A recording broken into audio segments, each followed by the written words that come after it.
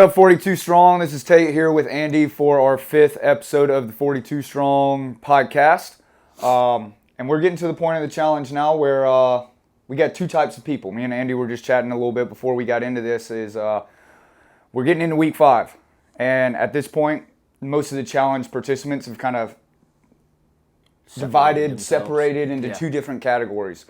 One is the ones that we talk about, they double down on all the things that we talk about. And on the harder it gets, the more they dig in. Mm-hmm. And then on the other side, we have the ones that are kind of throwing in the towel, per se. Yeah. So on that, do you want to touch on that before we jump into the I just want to say, first of all, I think this is incredibly common in any challenge that people jump into. After a couple weeks, it gets really challenging because you've been using willpower for the first couple weeks to override your habits and the way you do things. And about that week 3 point, like we talked about, but it gets even worse, 4 and 5. If you've been struggling, you get to this point where it's like, man, I don't know if I can keep doing this. And you start allowing those stories and narratives, to take over in your head. And then you start to make concessions. You start to negotiate with yourself. It's like, well, it's just one meal I'm going to miss today. Or it's okay, yesterday I walked 10,000 steps. Today I don't need to. And if you recognize yourself going through that right now, I want you to know this is normal. But it is something that you have to have tremendous awareness of to be able to interrupt this pattern and get back on track if changing your body composition is really important. Mm-hmm. So what I thought might be helpful is for us to pose some questions to you guys in regards to self-reflection. So as you're listening to this, it might be helpful to pause this after each question and just sit with it for a minute or two and just think about how you feel about the questions I'm going to ask you. The first question is, how are you doing? How are you really doing on this? And what I want you to think about is, are you really still doing your best? Or was there a regression in your effort because of some obstacle that got in your way? Again, this is a common thing, but these are decision points, and we have to learn how to make decisions that are congruent with our goals. Mm-hmm. So I think just sitting with that question for a minute, how are you doing? Are you really putting your best into this? Yeah. And thinking about that, and kind of on the how you're doing, it's not necessarily just how you're doing with your challenge, but how's your mental state? How are you talking to yourself throughout the day? Yes. Because that's a big one. I know we talk a lot in gym with clients about stuff like this, and it's not just how do you feel like you're doing with the challenge? How's your mental state? How's your sleep going? Kind of dig deep with these questions. Yeah, what are the things that could be throwing you off? You just mentioned sleep. If you're not prioritizing good quality sleep, you're going to be more likely to want to make poor food choices. You're going to be less likely to want to walk and put effort into your workout. So that's a really good reflection point, not just on how you're doing, but the other areas of your life, could they be possibly impacting how you're currently doing? Mm-hmm. So, next question I got for you is, what can you do better? We have a tendency to go, I'm doing my best. But often when we say we're doing our best, we're doing about 40% of what we're capable of doing. Mm-hmm. We usually have a lot more juice to squeeze when it comes to effort. So what could you be doing better in regards to your meal preparation? What could you be doing in regards to planning out actually eating your meals? What could you be doing better in regards to getting in a workout every day, even when you're not at the gym? What could you do better in regards to ensuring you're getting the right amount of water in and you're reading? This is a question that if you ask yourself at the top of every week and you listen, you take stock of the answers that float to the top of your brain, you have an opportunity to interrupt the pattern and get back on track. So even if you're off track right now, that's okay. The challenge is not over. Yeah. But if you ask that question, what can I do better? And you come up with some actionable strategies, good things will happen. We're not done yet. Yeah. We're not done. 100%. And I guess it kind of leads into the third question. We've kind of touched on it, but again, it's just getting you to intellectualize with your struggles. Why have your struggles been struggles? And I want you to think about this. I would love for you to write out some things that have become obstacles for you in regards to all 5 areas of this challenge. And what I want to tell you is what you're trying to overcome right now is being yourself. You're trying to overcome your nature and your habits in the way that you approach food, exercise, and sleep. Most people listening to this are probably aware, or they've at least heard, like, a habit takes place after 21 days. Well, we're deeper than 21 days. And I think we all probably know that these habits are not deeply ingrained into us the way we wish they would be. Well, I'm here to tell you that 21-day thing was kind of BS. They've done more research on that, and it comes out to about 77 days. So right now, these habits are not just ingrained into you. They're not like your standard operating procedure of how you approach life. Even if you messed up during this challenge, if you double down at the end of this challenge and you try to carry some of these habits forward, even after the end date, you will further cement these things into your life. And then if you join the next challenge and the next challenge, over time, it starts to become like a flywheel. The amount of effort that you put into it, you get it back. And the more days that you can stack in a row of doing this, the easier it gets. Right now, it feels hard. And we promoted the Jocko video good last week. But there's another saying that I love that Jocko has kind of popularized, and it's that discipline equals freedom.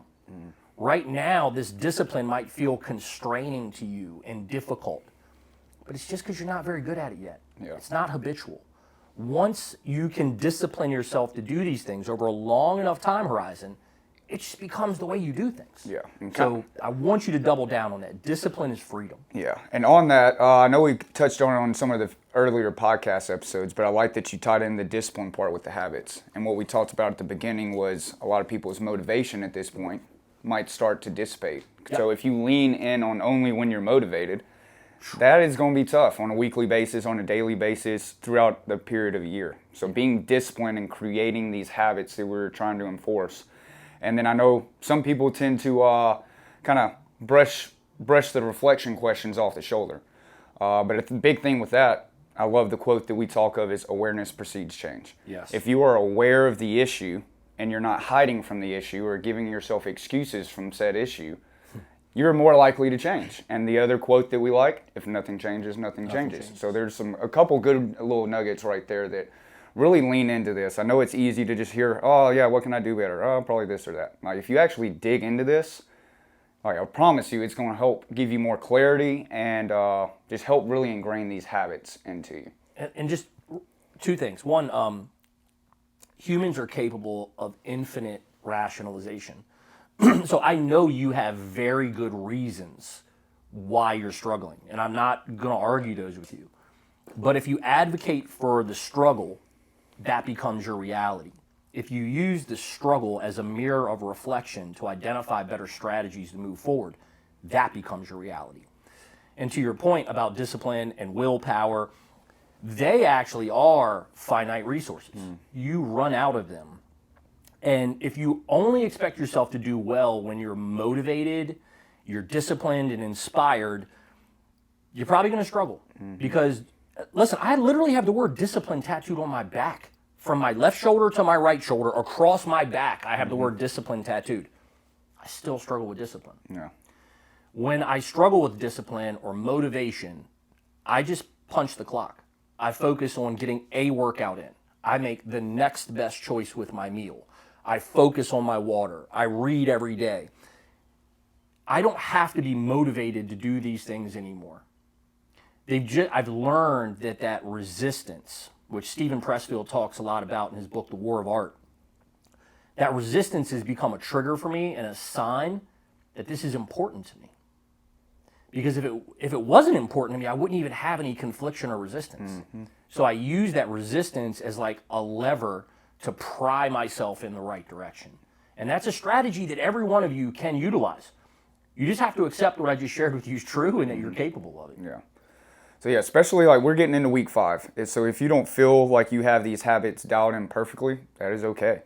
A lot of this stuff is brand new for some of you, and trying to ingrain brand new lifestyle habits takes time. It takes patience, and a big thing, it takes commitment. So on the commitment note. This is what I'm going to leave you guys with, okay? I think this is a good point to close this podcast on today. We train ourselves to either honor our commitments or not. What I mean by that is I want you to think about every time that you've started a diet or you've started a workout program. Are there common themes that come up and reasons why you go off your plan? If so, it's great to create strategies around them. How do I fix these problems? Because the reality is you've trained yourself to stop when these things show up. And if you're always stopping, you never get to that 77 days. You never get to the point where it's habitual. You just kind of fight and argue with yourself. And that internal discontent, I got to be honest, a lot of times it's why people quit the gym or they quit the diet. They're tired of that like internal conflict, so they just absolve themselves of the responsibility and they just do what feels most comfortable. So I want you to just take note of this. Like, you are training yourself to either honor your commitments or not. Every day you have an opportunity to put a check mark in the win column or the loss column. I think it's really smart to try to stack as many wins as possible. And if you do that long enough, this whole process gets easier. Mm-hmm. Just look at it one day at a time. Don't look at it as I got to make this through 77 days or my 42 days. No, it's day one every single day. If I can focus on day one every single, because I guarantee, well, I don't want to guarantee, but I'm willing to bet the majority of people that first 2-3 days, we were locked in. We were ready, we were motivated, and then things happen. So every morning is a refresh start. Yeah. I can start fresh day one every single day, and if you kind of come through every day with that type of mindset and accept that perfection is not the standard, all of a sudden a lot of this stuff gets a little bit easier. Agreed. Here's your homework. Write out the obstacles. You know from the book we're reading, the obstacle is the way. Mm-hmm. Write out the obstacles, okay? And what I want you to make sure that you do is create implementation decisions around them, like we talked about in the orientation. Come up with strategies of how you are going to overcome these obstacles. Do your homework tonight. Be a good student, and you'll reap the rewards the rest of this challenge. And for potential bonus points with the homework he just gave you, ask a coach for some guidance. Ask Andy, put it in the Facebook group. Because again, other people, I'm willing to bet, are struggling with some of the similar things you are. So if you're struggling, that is okay. But we are here to help, and let's finish strong these last 2 weeks. We're out. Boom.